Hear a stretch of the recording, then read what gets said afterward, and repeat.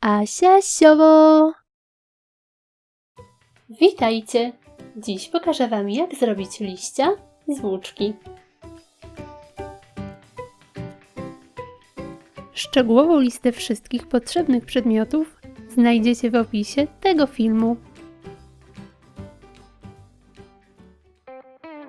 Ucinam 40 cm kawałek włóczki. Składam na pół. Następnie tnę włóczkę na kawałki po około 15 cm każdy.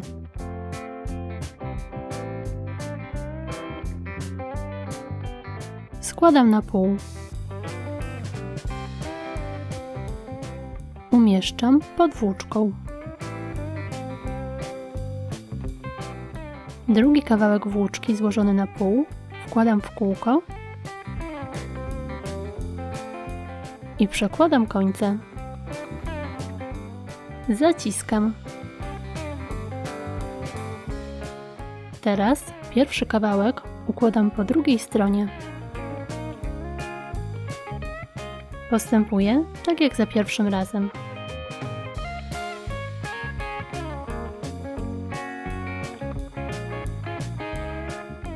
Kolejny sznurek znowu układam po lewej stronie.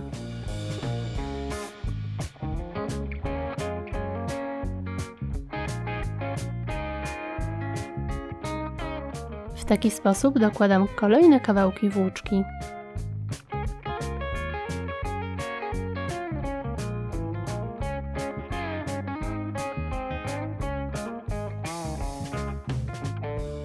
Teraz delikatnie rozczesuję włóczkę grzebieniem, zaczynając od końców.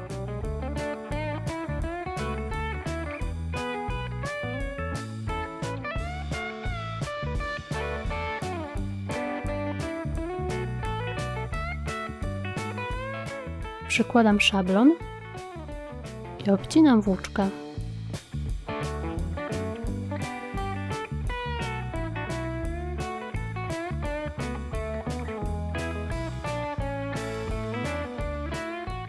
Ja z mojego liścia zrobiłam kolczyki, zakładając na kółko z włóczki wigle do kolczyków.